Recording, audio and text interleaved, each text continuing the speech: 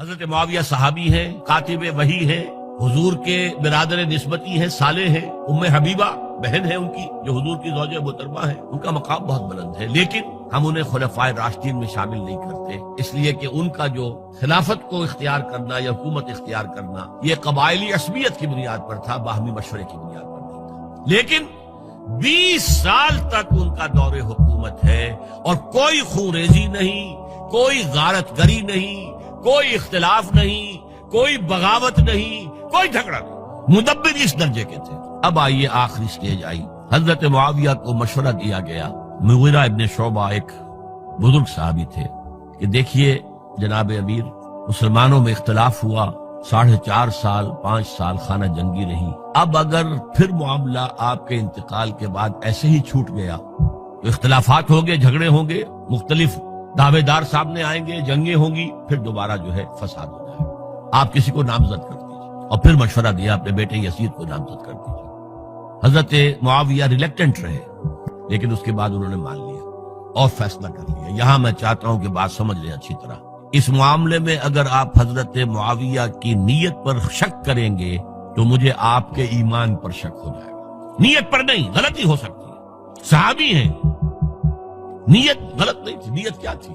اور میں سمجھتا ہوں 100% درست تھی کہ اب اتنا پانی گزر چکا ہے پل کے نیچے سے وقت کے دریا میں کہ بارے صحابہ سب رخصت ہو چکے، اب اکثریت 9 مسلموں کی ہے، عصبیتیں بھی ہیں، قبائلی عصبیتیں ختم تو نہیں ہوئی، لہذا جب تک کوئی قبائلی عصبیت پیچھے نہیں ہوگی حکومت کے، حکومت نہیں چل سکے گی۔ یہ ابن خلدون کا لفظ ہے، عصبیت، کوئی چیز جو جوڑے آپ کو۔ تو دینی عصبیت اب کمزور پڑ گئی ہے، اس لیے کہ حضور نے جن کو تربیت دی تھی وہ اب گئے، اکثر و بیشتر گئے۔ اب اگر ایسے ہی چھوڑ دیا گیا اور کوئی قبائلی عصبیت پشت پر نہ آئی تو پھر خانہ جنگی ہوگی، 5 سال تک ہوئی۔ اس بنا پر انہوں نے اسے صحیح سمجھا۔ آپ اختلاف کر سکتے ہیں، صحابہ کی رائے سے اختلاف ہو سکتا ہے، لیکن آپ ان کی نیت پر شک نہیں کر سکتے۔ بہرحال واقعہ کیا ہے تاریخی اعتبار سے کہ یہ 10ویں سال میں نامزد کر دیا یزید کو اپنے بعد خلیفہ کے لیے، ولی عہد۔ اس وقت تقریباً سب نے بات مان لی سوائے 5 افراد کے۔ وہ 5 افراد بہت اہم تھے، بہت اہم۔ ابو بکر اہم ترین آدمی تھے، ان کے بیٹے عبد الرحمن ابن ابو بکر۔ عمر نمبر 2 تھے، عبداللہ ابن عمر۔ زبیر، عبداللہ ابن زبیر۔ عباس، عبداللہ ابن عباس۔ اور حسین ابن علی، حضرت حسن کا انتقال ہو گیا تھا۔ اہل تشیع کا کہنا یہ کہ زہر دیا گیا، واللہ اعلم، میں کچھ نہیں کہہ سکتا، میں کوئی تاریخ کا محقق اس معنی میں نہیں، میں موٹی موٹی باتیں جانتا ہوں۔ بہرحال انتقال ہو گیا تھا، 5 آدمیوں نے نہیں مانا، لیکن دیکھیے یہ تھی تدبر کی بات حضرت امیر معاویہ کی۔ کوئی دباؤ نہیں ڈالا، کوئی جبر نہیں کیا، کوئی کسی کو نقصان نہیں پہنچایا کہ نہیں مان رہے تو یہ کر دیں، نہیں۔ دیکھیں گے جب وقت آئے گا، جب وقت آیا حضرت معاویہ کے انتقال کے بعد، اب ایک صاحب جا چکے تھے، حضرت عبد الرحمن ابن ابی بکر فوت ہو چکے، اب 4 رہ گئے، 3 عبادلہ، عبداللہ ابن عمر، عبداللہ ابن عباس، عبداللہ ابن زبیر، ایک حسین ابن علی رضی اللہ تعالی عنہم اجمعین۔ جب بیعت ہو گئی یزید کی تو اب ان کے درمیان اختلاف ہوا۔ یہ بات اچھی طرح سمجھ لیجئے، تاریخی حقائق، موٹے حقائق کو چھوڑ کر باریکیوں میں جب پڑھتے ہیں تو معاملہ غلط ہو جاتا ہے۔ موٹے حقائق کو سمجھیے، جیسے کہتے ہیں میکرو اکنامکس اور مائکرو اکنامکس۔ میکرو ہسٹری جو ہے، 2 ایک طرف ہو گئے، 2 ایک طرف ہو گئے۔ عبداللہ ابن عباس کی رائے ہوئی کہ اگرچہ یہ غلط کام ہوا ہے، یہ قیصر و کسریٰ کی سنت پر عمل ہو رہا ہے، لیکن یہ ایسی بڑی بات نہیں ہے کہ خون ریزی شروع کر دی جائے اور امن و امان ختم ہو جائے۔ یہی بات عبداللہ ابن عمر کی ہو گئی، یہ دو تو ایک جا ہو گئے، مصلحت کہہ لیں جو بھی سمجھے، لیکن نیت پر حملہ نہیں کر سکیں گے آپ۔ دیانتاً انہوں نے یہ سمجھا کہ اب جب کہ ہو گیا معاملہ تو ٹھیک ہے، حرام مطلق تو کہیں نہیں لکھا ہوا قرآن کے اندر کہ بیٹا نہیں ہو سکتا، کہیں نہیں لکھا ہوا۔ بہرحال ان دو کی رائے یہ ہوئی کہ اگرچہ کام غلط ہے لیکن اتنا غلط نہیں ہے کہ اس کو چیلنج کیا جائے اور اس سے جو ہے خانہ جنگی شروع ہو جائے اور فساد شروع ہو جائے۔ دو کی رائے یہ ہوئی کہ نہیں، we have to challenge it come what میں۔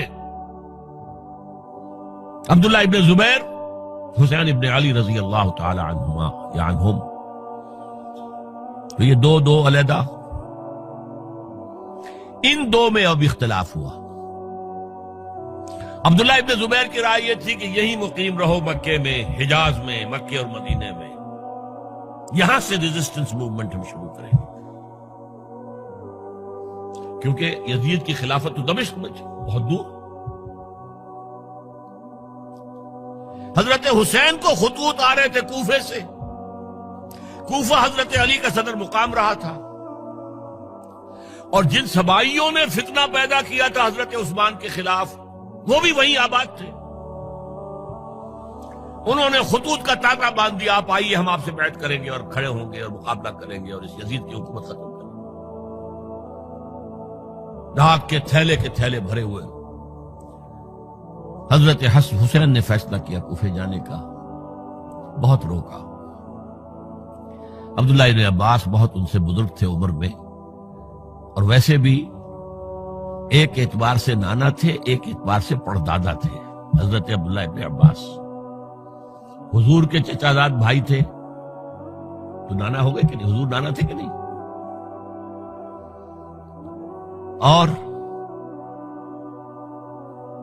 حضور کے چچا تھے حضرت عباس، ان کے بیٹے ہیں۔ تو اس اعتبار سے حضرت علی رضی اللہ تعالیٰ عنہ کے کیا ہو گئے؟ چچا۔ بہرحال میں کچھ گڑبڑ کر رہا ہوں اس وقت۔ وہ دوڑتے جا رہے تھے کہ حسین خدا کے لیے مت جاؤ، خدا کے لیے مت جاؤ، یہ کوفی تمہارا ساتھ نہیں دیں گے، الکوفی لا یوفی، کوفی وفا نہیں کرتا وعدہ، اور خدا کے لیے اگر جانا ہے اپنے گھر والوں کو یہاں چھوڑ دو۔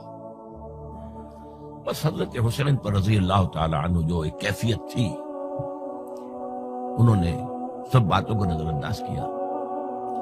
وہاں ہزاروں لوگوں نے مسلم بن عقیل جو حضرت حسین کے نمائندے کی حیثیت سے پہلے گئے تھے، ان کے ہاتھوں پر بیعت کیا، وہ خطوط آ رہے تو اور بھی بات پختہ ہو گئی۔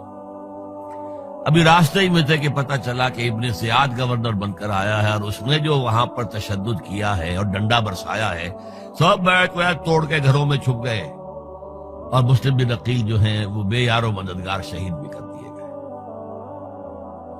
حضرت حسین نے ارادہ کیا کہ واپس ہو جائے مدینے کی طرف۔ اب مسلم بن عقیل کے بیٹے جو ہیں، وہ عرب کی ایک غیرت ہے، ایک آنر جسے آج کل کہتے ہیں، ہم اپنے باپ کا بدلہ لیے بغیر نہیں جائیں گے۔ اور حضرت حسین کی شرافت اور مروت، یہ لوگ میرے ساتھ آئے تھے، میرا ساتھ دے رہے تھے، اب میں ان کا ساتھ کیسے چھوڑوں؟ بہرحال وہ حادثہ فاجعہ ہو کر رہا، اور اس میں سب سے بڑا سبب جو بنا ہے وہ میں چاہتا ہوں جس کی طرف کسی کی نگاہ نہیں گئی۔ افسوس یہ ہے کہ میرا اس پر جو کتابچہ ہے سانحہ کربلا وہ آؤٹ آف پرنٹ تھا، کوشش تھی کہ آج یہاں وہ پیش کیا جاتا، مختصر ترین، لیکن آپ دیکھیں گے کہ کلیئر ہو جاتی ہے ہسٹری۔ دو کتابچے ہیں، شہید مظلوم، میرے نزدیک مظلوم ترین شہید حضرت عثمان رضی اللہ تعالی، اور سانحہ کربلا، بہت بڑا سانحہ، اس میں کوئی شک نہیں۔ حضرت حسین کا صبر اور مثابرت اور استقلال اور شجاعت، یہ مثالی ہے تاریخ کے اندر۔ اپنے سامنے جو ہے اپنے ایک ایک کر کے چراغ گل ہو رہے ہیں، خاندان سارا ختم ہو رہا ہے، شیرخوار بچے شہید ہو رہے ہیں۔ وہ تو ایک بچہ بیمار تھا، حضرت علی بن حسین زین العابدین رحمت اللہ علیہ،